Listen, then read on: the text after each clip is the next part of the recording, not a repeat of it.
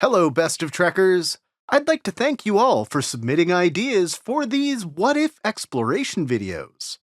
Out of all the ideas some of you submitted, the only one I felt had enough content to explore was the idea of Ben Sisko being in command of Voyager. So, what would the galaxy be like if the Sisko had ended up in the Delta Quadrant? Alternate track history. The universe is as we know it up until just before Voyager departs from DS9 to find the Maquis in the Badlands.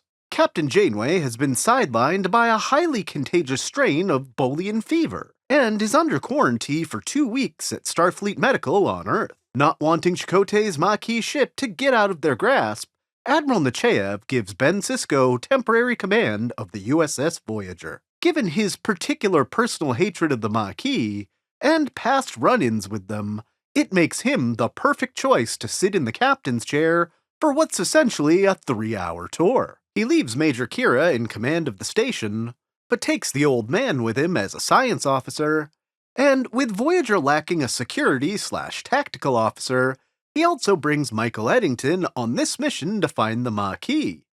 Oh, the irony! Commander Cabot is still Voyager's first officer at the start of the journey, though when the weather starts getting rough in the Badlands with the Caretaker's Tetrion beam, he still throws himself across the bridge for no good reason, leaving the command structure with some openings to fill.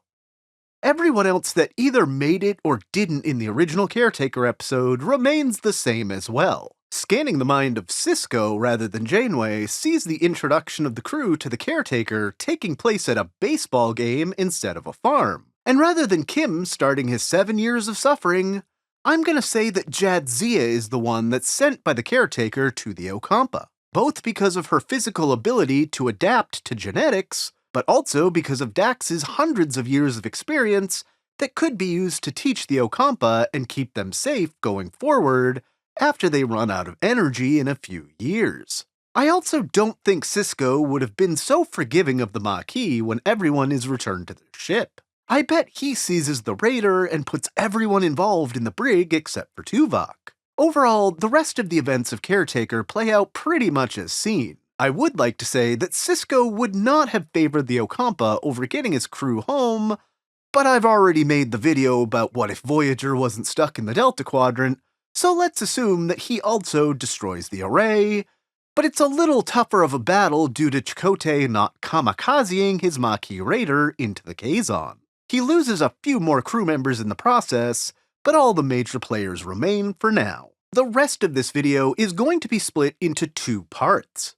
The one we're currently talking about, and let's assume that in his absence, eventually Janeway is put in charge of DS9 and the Defiant, which we'll tackle in a separate video. For now, let's focus on the Sisko in the Delta Q. By episode 2, things start to look very different than what we saw with Catherine in the big chair. Sisko considers allowing the Maquis to do low-level jobs on the ship and potentially earn more responsibility over time. Behind his back, though, Eddington conspires with the Maquis to take over the ship, something that looks a lot like Tuvok's training program from Worst Case Scenario, except with Eddington in the role of Chakotay, and Sisko elevated him to that role after the death of Cabot. Eddington lures Sisko into a false sense of security while on a diplomatic foray in a shuttle mission with Paris. They put the other senior officers off the ship, but Ben eventually rescues them and attempts to take back Voyager. In the firefights, Harry Kim is unalived, but so too is the leader of the rebellion, Eddington. The remaining Maquis are put off the ship on the same M-class planet they tried to strand the command crew on. Being wary of who he can trust, Ben names his most trusted friend, Dax, as the new first officer. The next thing that would be slightly different would be Dax being the one sucked into a subspace vacuole in Emanations, and I bet with their unique view on death, having lived 8 lives, would have led to some more interesting philosophy being kicked around before making their way back to Voyager. The meeting of the Sicarians through a weird version of a distress call plays out in a much calmer way than it did in the Prime timeline. Without B'Elanna and Seska pushing for it, Tuvok never trades for the spatial trajector tech, and they continue on as normal. The events of State of Flux never take place at all, as Seska has been put off the ship and the Kazon never get a hold of replicator tech. I'm not sure Dax would have run Beowulf on the holodeck, but if anyone would, it would be her. The events of Cathixis don't happen at all due to the lack of Chakotay and Kathy's holodrama, that I still want to know what's on the 4th floor. Durst still becomes a face donor for the Vidian, but Tom has to break himself out of Vidian prison. Somewhere, there's a Kazon boy that never gets a name. During the events of Persistence of Vision, the Sisko gets another visit from Buck Bokai rather than Janeway almost getting stabbed by knife-wielding Carolyn Seymour. The crew are thwarted from getting polypharonide from the planet in Tattoo and end up having to find it somewhere else. The entire Kazon storyline played out in the Prime timeline is pretty much null and void without Seska and her ability to manipulate Chakotay. Though they likely suffer several random Kazon attacks Voyager wouldn't have originally dealt with.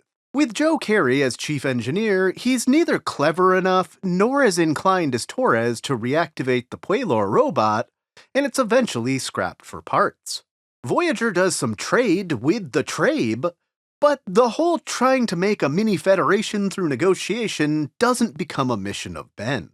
He's fully set on getting home to his son. The events of Threshold play out the same until the end, where, instead of Janeway, Tom kidnaps Kes, who, being an Ocampa, evolves into a being of pure energy, similar to a Medusan, from which the Doctor isn't able to revert her to normal, and she'll spend her remaining time on Voyager as energy. No salamander babies are left on the planet this time. The events of Mel don't take place, and no murder happens in engineering by a Maquis killer doll in this timeline. Things turn a bit tragic when they encounter the formerly Maquis reprogrammed Dreadnought, for without B'Elanna to try and outsmart it, the missile takes out a significant part of Rikosa 5. Things get a little more surly when Voyager encounters the Q Quinn in a comet, and then John Delancey shows up to bring Ben and other male crew members back. He first muses about their previous boxing match, and being a man that's constantly worried about his own father that won't take care of himself towards the end of his life,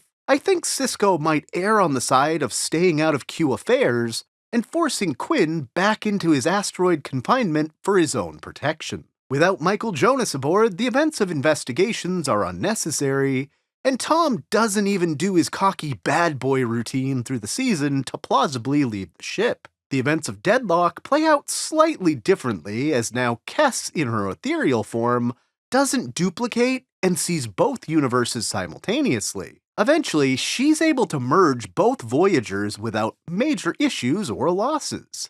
Unfortunately, the thaw doesn't end with one of Trek's best bits of dialogue with Fear the Clown, but I think it ends a lot more smoothly. With Dax and Joe Carey going in this time, and Dax pulling a James T. Kirk talking a computer to death, I think her years of Altonian brain teasers qualifies her to resist fear, while talking him in circles and encouraging the remaining hostages into the power of positive thought to make the clown disappear. Despite being even more short-staffed than the Voyager we saw on screen, I don't think Ben would have forced Tuvix to be separated, and from here on out, Tuvix is the new tactical officer, largely leaving the kitchen in the hands of crewman Billy Telfer, and he's less afraid of burning himself in the kitchen than any of the other jobs he could be assigned to on Voyager. Things get a bit uncomfortable during the events of Resolutions, as the captain and first officer still end up marooned for a time on the planet they think they'll be on forever.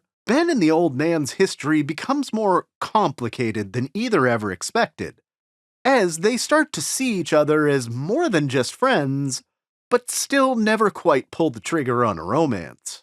I see Voyager playing things out similarly, getting a cure from the Vidians, only to get back to the planet and find that Dax's excellent science skills have already found a cure for them. 47 defenders are still unalived at Aquatiri, but the events of the shoot are now played out with Lieutenants Paris and Hargrove.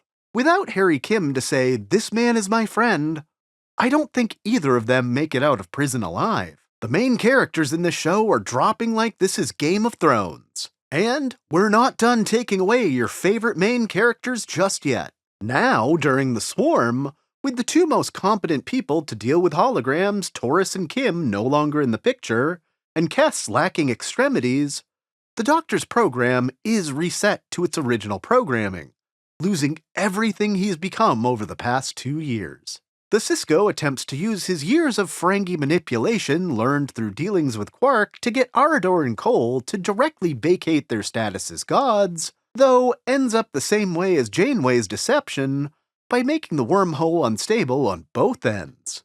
In lieu of Torres, Dax becomes the lore keeper of the atrocities committed by the Anarans, though approaches it a bit more tastefully than bursting into a formal reception, throwing around accusations. The events of Future's End involve Voyager specifically, no matter who's in command, so I think these events play out relatively similarly, albeit with a completely different crew. I bet the Delaney sisters go to Griffin Observatory and have probably less romantic adventures with Sarah Silverman. The events of Warlord happen to some unnamed crew member that's been training as a nurse, who is not as strong-willed as Kes and ends up remaining Tyrion the Autarch of Ilari. The Q Civil War never happens due to Quinn still being imprisoned, and Q's son never gets conceived. If you thought Janeway looked badass retaking her ship from big viruses, the Sisko just wipes them out with his phaser rifle, no antigen required. Being Tuvix, the Neelix half is less inclined to help Wixaban and doesn't have his crisis of faith about himself. Similarly, without Harry Kim as the catalyst, Tuvix never deals with the Morena hologram. The events of Coda play out quite a bit differently for the Sisko. The prophets appear to him and help him understand that the Matrix Keeper, posing at his dead wife, is trying to deceive him. They also cryptically hint that something big is coming in his destiny. Vorik hits his pawn far, but in this scenario, he's hot for Dax. I mean, who isn't, honestly? For anyone keeping score, Ben's not doing well as far as losing crew. Ensign Kaplan and let's say crewman Tom Morello from Deck 15 crash land on the XB planet in Unity, and they're both killed in the name of. When Voyager comes to figure out what happened and Ben learns it's a Borg settlement, he nopes right the hell out of there. With the Doctor's reset, he's not at the point where he's evaluating philosophy, and never does his Jekyll and Hyde thing. The events of Rise actually take place easier, because Tuvok isn't trying to suppress Neelix's gut instincts and sniffs out the traitor in the lift earlier before things escalate. The events of Favorite Son, Before and After, and Real Life never take place due to all the central characters involved being fundamentally altered or dead. The face-off with the Voth has the same outcome, but it's Sisko rather than Chakotay that makes the pleading case that their doctrine is not antithetical to their origins. It still falls on deaf ears, and Gagan is still forced to resign to spare Voyager. One of the biggest differences in this what-if scenario is how Ben handles the war between the Borg and Species 8472. The Sisko would sooner detonate the warp core than ever make a deal with the Borg, so being that he has access to a much more evolved version of Kes that can effectively project a message back to Species 8472, he convinces them that the entire galaxy is not their enemy, and offers to help them wipe out the Borg as a sign of good faith, this time developing a reverse nanoprobe weapon with 8472 genetics that effectively renders the Borg useless. Unlike the messy gray area ending to the Borg Janeway achieves in Endgame, the Collective is straight up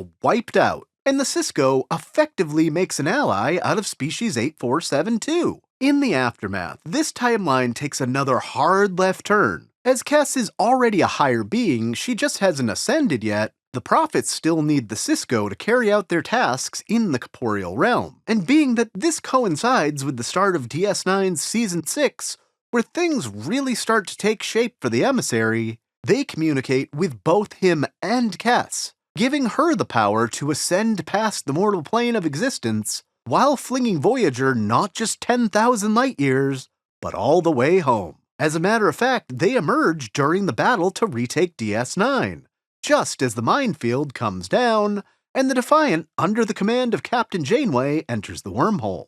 Ben orders Voyager to follow suit, and after a brief calm with Janeway, catching up on what's happening, he still has to plead with the Prophets to interfere further in mortal affairs. From here, things play out largely the same as they did in the Prime timeline, with the exception that Sisko is promoted to a 2-star admiral for getting Voyager home, and Dax is promoted to captain of the Defiant, with Janeway finally taking command of Voyager for the remainder of the Dominion War. Ben basically replaces Admiral Ross as the forward commander of war efforts, and Colonel Kira becomes the day-to-day commander of DS9.